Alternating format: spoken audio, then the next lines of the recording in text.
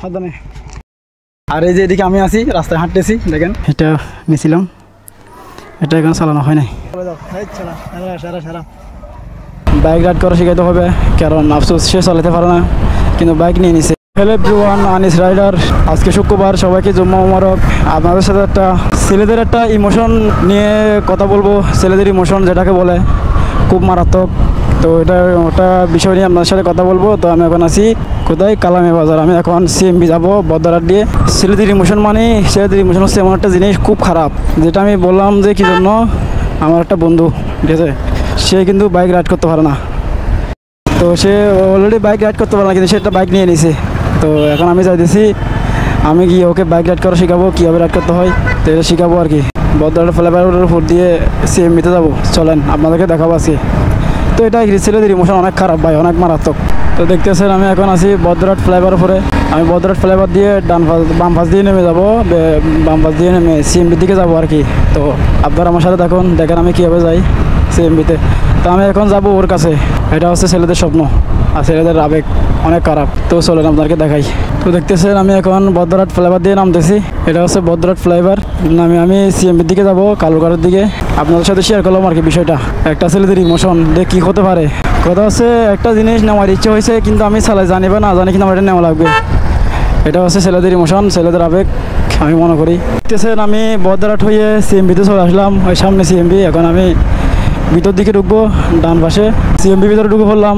তো দেখতেছেন এদিকে সবগুলো কিন্তু ফ্যাক্টরি, সবগুলো বড় বড় ড্রাম ট্রাক, যেগুলো দিয়ে ফ্যাক্টরির মালামাল আসা নামা করে। তো আমি এখন সিএমবিতে। তো চলেন দেখা হবে কিছুক্ষণ ওর সাথে। আজকে তাকে নাকি বাইক চালানো শেখা লাগবে। তো আজকে আমার ভিডিওটা হবে আপনার ইমোশন নেই, ছেলেদের ইমোশন নেই আজকের ভিডিওটা। যে ছেলেদের ইমোশন কি অনেক খারাপ ভাই, চালাইতে পারুক বা না পারুক, কিন্তু সাথে সেটা নিতে হবে যদি নেওয়ার ইচ্ছা হয়। বা আর অবশ্যই সামর্থ্য থাকতে হবে, যদি সামর্থ্য থাকে অবশ্যই। আর সামর্থ্য না থাকলে তো হয় না ভাই। যেমন আমরা একটা জিনিস নেওয়ার আগে 1 বছর ধৈর্য ধরতে হয়, বা একটা বছর টাকা জোগানো লাগে একটা জিনিস নেওয়ার জন্য। তো চলেন দেখা হবে। এই রে ভাই, এদিকে রাস্তার অবস্থা কিন্তু খুবই খারাপ। দেখেন এত বাজে অবস্থা রাস্তার। রাতে আমার বন্ধু যে বাইকটা কিনছে ওটা নিয়ে আসছিলাম। তো এখানে তো অবস্থা খুবই খারাপ দেখেন। আর এই যে বড় বড় গাড়িগুলো সবগুলো দিক দিয়ে ঢুকে। তো চলে আসলাম তার বাসার সামনে, দেখতে পাই কিনা বাইকটা কি আছে কিনা দেখি আগে। তার বাইকটা আছে, চলেন তার বাইকটার সাথে পরিচিত হই। বাইকটা পার্কিং করা, এটা হয়তো নিয়েছিলাম মনে হয় আর 2 দিন আগে, কিন্তু চালানো হয় নাই। এই যে এটা। তো চলেন ওর সাথে দেখা করি। দেখেন এটা একটা ছেলেদের স্বপ্ন। আস্তে আস্তে রাত লাগো আস্তে আস্তে। দেখতেছেন ও কিন্তু আস্তে আস্তে চালা শিখতেছে। তো আমি যেটা বলছিলাম ভিডিওতে, স্বপ্নটা হচ্ছে মেন একটা বাইকারের। সে বাইক চালাতে পারে না, কিন্তু সে একটা বাইক নিয়ে নিছে। তো সে বলতেছে আমি পরের বাইক নিয়ে কী জন্য শিখবো, আমি নিজের বাইক নিয়ে শিখবো। তো সে বাইক নিয়ে নিছে, সে অলরেডি চলে গেছে রাইড করার জন্য। আর এই যেখানে আমি আছি এদিকে। তো রাস্তাটা কিন্তু খুব সারা যেখানে আছি আমরা। এটা হচ্ছে কলফলক আবাসিক, সেরা একটা জায়গা। ওকে এখানে নিয়ে আসি বাইক চালানো শেখানোর জন্য। আর এই যে এদিকে আমি আছি, রাস্তায় হাঁটতেছি, দেখেন আমার বাইকটা রাইখে আসছি পার্কিংয়ে, ওটা নিয়ে চলে আসছি। এই রাস্তাটা এটা আছে কলফলক আবাসিক।